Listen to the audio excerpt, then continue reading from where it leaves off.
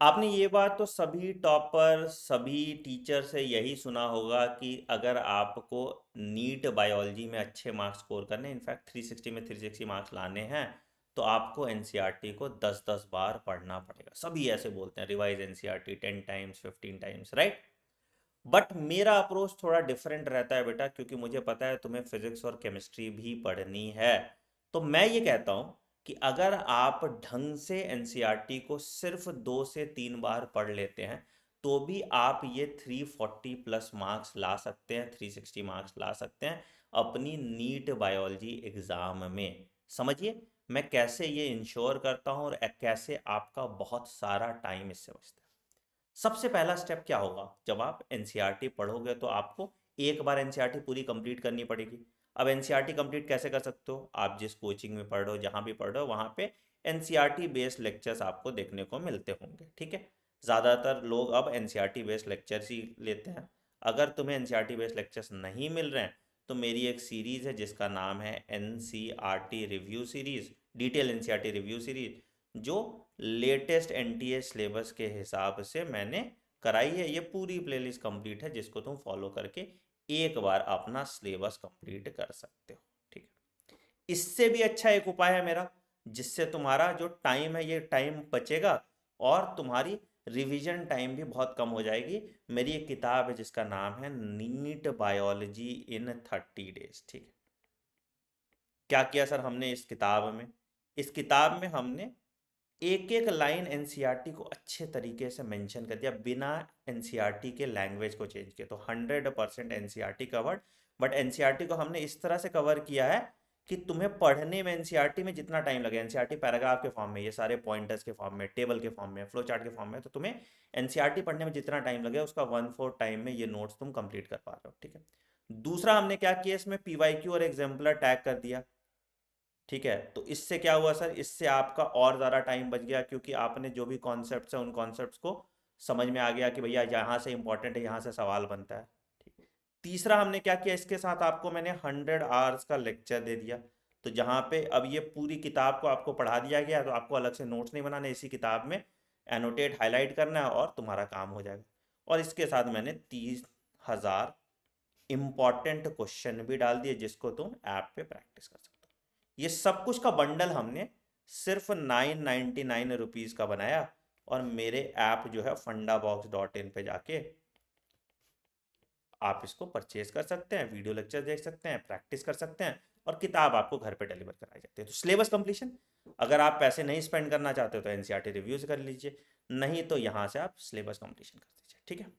ये तो चलो एक बार आपका सिलेबस कंप्लीट हो गया, आपके नंबर ठीक ठाक इंप्रूव हो गया। बट इससे भी ज़्यादा इंपॉर्टेंट एक काम करना है आपको, क्या, आपको एनसीईआरटी की रिवीजन करनी है मल्टीपल टाइम्स। अब बोलोगे सर फिर आप बोल रहे हो मल्टीपल टाइम्स, बट मैं सिर्फ एक बार आप जो आपकी एनसीईआरटी की रिवीजन कराऊंगा, उसी में आपका मल्टीपल रिवीजन हो जाएगा सेम टाइम में। कैसे, तो बेटा हम एक सीरीज आपके लिए लेके चलते हैं, जिसको हम कहते हैं एनसीईआरटी रिवीजन सीरीज। क्या होता है सर इसमें, और ये कैसे दूसरे सीरीज से डिफरेंट है। पिछले साल इसको हमने चलाया था बायोलॉजी चीट शीट के नाम से। तो हम क्या करते हैं, एवरी एनसीईआरटी लाइन, जो भी तुम्हारी एनसीईआरटी लाइन एग्जिस्ट करती है, ठीक है, उससे हम क्वेश्चन बना देते हैं। हम कोई लाइन नहीं छोड़ते हैं, खराब लाइन हो अच्छा लाइन हो, हम हर लाइन से इसको क्वेश्चन बना देते हैं। और क्वेश्चन को हम अलग अलग फॉर्मेट में बनाते हैं। क्या सर, एसर्शन रीजन टाइप में, स्टेटमेंट बेस्ड टाइप में, मैच द फॉलोइंग टाइप में, डायग्राम बेस में, फैक्चुअल क्रिटिकल थिंकिंग को फॉर्म में हम क्वेश्चन बना लेते हैं, ठीक है। तो इससे क्या हुआ कि जब तुम इसको सॉल्व कर रहे हो, तो पहला कि तुम्हारा एनसीईआरटी लाइन तो तुमने पढ़ ही लिया, क्योंकि सेम लाइन पे है। दूसरा तुम्हारा जो हो गया सर, कि प्रैक्टिस भी साथ के साथ हो गया, तो तुमको क्वेश्चन प्रैक्टिस अलग से करने की जरूरत नहीं है, यहीं पे प्रैक्टिस हो गया।